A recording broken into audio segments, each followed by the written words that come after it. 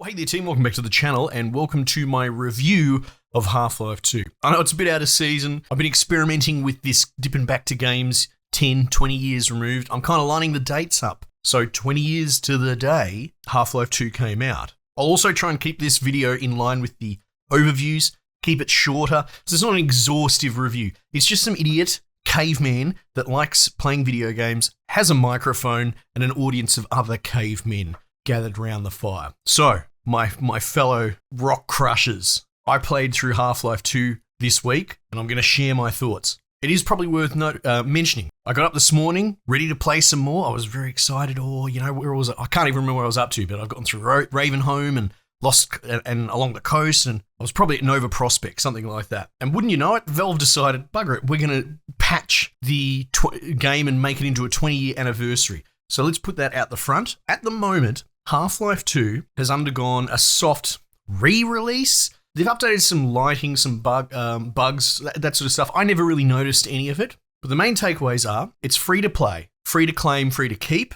It doesn't seem to have a time on it, and I haven't seen anything official. So if you haven't played Half-Life 2, or you don't have it in your library or whatever, log in, claim it now. And if you're watching this video in the future, I don't know, I'd be curious. Give me a comment 2 years from now saying that you could claim it for free or not. They've also, another major thing, they've packaged Episode 1 and Episode 2 into this as well. So it's one whole thing. If you check your library, you won't have them anymore. It's probably moved achievements. I have no idea. And when you clock the game, it'll roll straight into the next one's launch menu, which I can verify that happened because halfway through my playthrough, this patch dropped. Most importantly, though, is they've added like a commentary track. Now, this isn't something I've ever really dipped into, but apparently every other Half-Life episode game had that, and this didn't, noticeably. So what they went and did is got some of the old developers from back in the day back to do this developer walkthrough commentary stuff that you can play through. So that might be worth revisiting for. That seems like a pretty big deal. And on top of that, there's also a 20th anniversary documentary. I'm yet to watch it, but I'm interested. Apparently they speak quite candidly on how episode 3 didn't eventuate.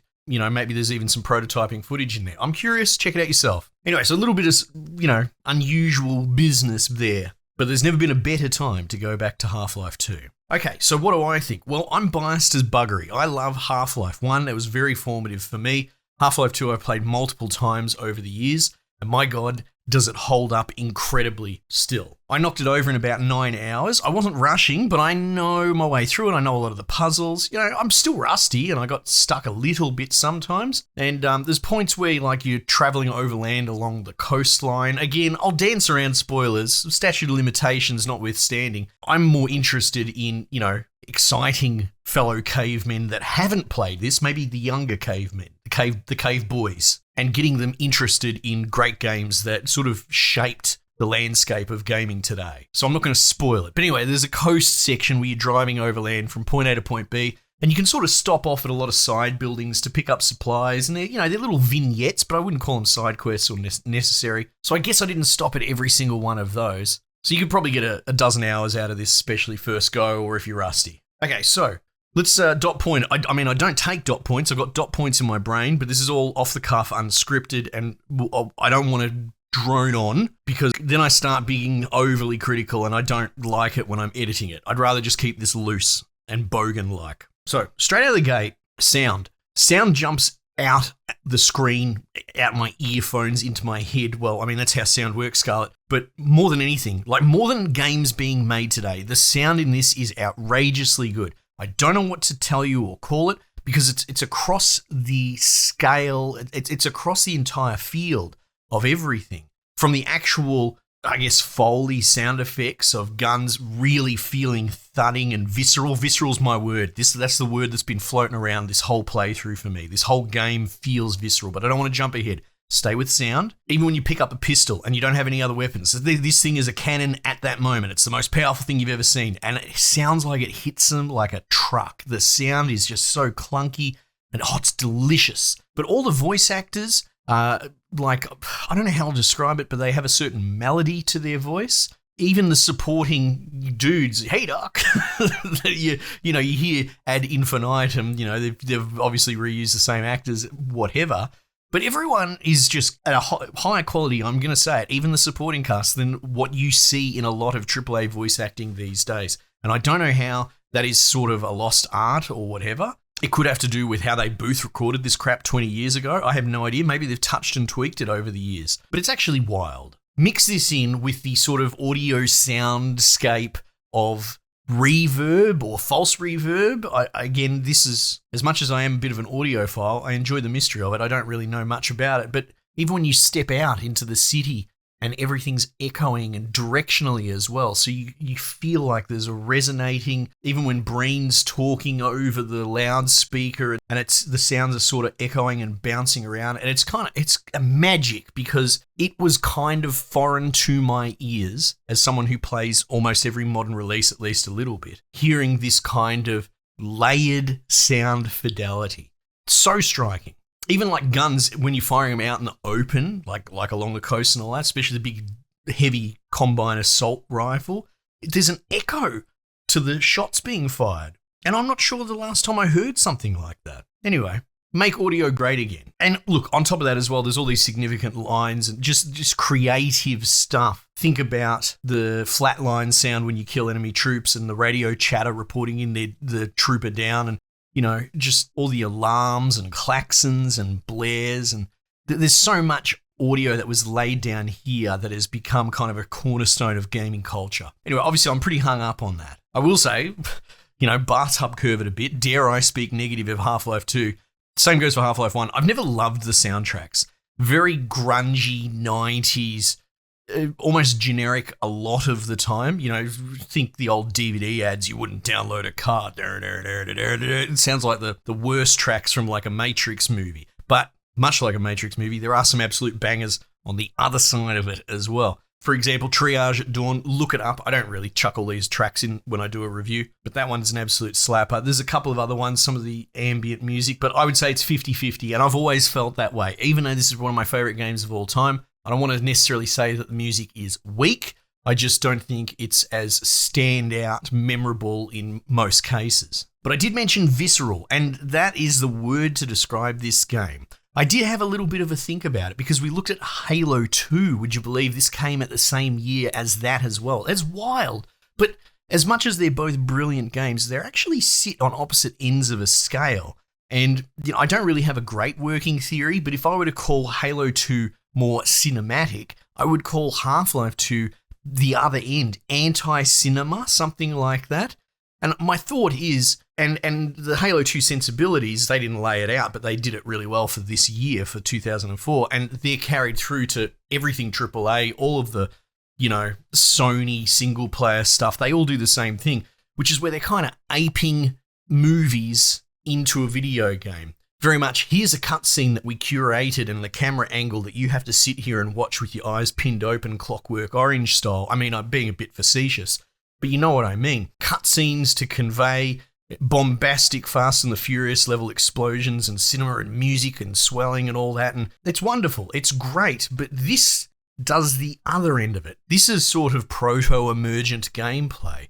The moment to moment where you can make explosions trigger and blast dudes all over the place, and even just sort of the lower key nature of it. The explosions aren't quite hit scan, but they kind of feel like it. They're instantaneous. There's not really a plume of fire. It just happens and it's deadly. And there is a more visceral nature to the moment to moment in that you can trigger an explosion, die, and not really know what killed you, and you've flatlined, you're gone, respawn. Small feature, but it adds to the greater whole and it helps illustrate my point. Shooting out glass windows, it doesn't shatter into a million pieces and go everywhere and go, ooh, wow, look at that animation. It punches a little hole where the bullet went through, and then it turns into shatterproof, fractured, spider-webbed glass, kind of like glass probably would react. Kind of low-key. And that sensibility is carried through the whole game. When you come in and you meet the whole gang in red letter or whatever it's called, the first chapter, they're talking to you, but not necessarily at you, and kind of across you as well. They talk to each other, they're talking about what's going on in the city, they're moving around, the whole thing's dynamic, it's a little stage play. And this is a far cry from a fixed camera angle where you're on rails in a cinematic telling you where to look and just laying it out very explicitly. This game trusts the player to sort of revel in the environment and let the story wash over them. And if you look away and you play with the teleporter in the corner, you're going to miss it all, but that's your prerogative. And there's something to be said for that approach, which is more and more kind of rare these days. Anyway, look, again, I don't want this video to get away from me. I think the moment to moment is fantastic. The gunplay is, once again, word of the day, visceral, punchy, whatever you want to call it. It feels brutal when you start putting dudes down and they flatline. I feel like the back end of the second arc, when it's starting to really ramp up, we're talking coming back to the city, triggered an uprising of the people, and you're running around with a little army of dudes. It's cool, and it's sort of a payoff escalation battle in the street that maybe people come to expect as a payout, but I find that to be maybe the weaker part. It just turns into a run and gun, almost filler shooter. It's fine, it is, but this game, it is really strong in that first act where you fish out of water trying to figure out what's going on, interacting with characters and the city and the world, turning into an escape road trip kind of adventure, and every step of the way layering new mechanics, new weapons. Everything is curated and catered to the player experience first. It's not about balancing for multiplayer or anything like that. The weapon escalation and meeting it out is so satisfying. And then before you know it, you've moved from sort of running away, almost stealth gameplay, not quite stealth, but, hiding from the man trying to get out of the city, into water boating across kilometers and kilometers, into Ravenholm, into a sort of horror spin-off with a lot of alien inspiration thrown in, meeting Father Gregory, and then out the other end you end up heading towards Nova Prospekt. You've got bloody don't touch the sand monsters jumping out, and that turns into controlling them and using them as a little pet build a miniature strategy moment. So this game has 10 different games packed into it, at least by modern standards. Any one of those things that I pointed out, most would just build that as their whole game. But no, this is full of so much stuff which I feel gets overlooked and almost taken for granted. But anyway, look, I think that's enough. And this is probably the rhythm I'm more comfortable with doing a review, whether it's retro, whether it's new. It's closer to my overview format. Again, if you've made it this far, maybe you're curious, but yeah,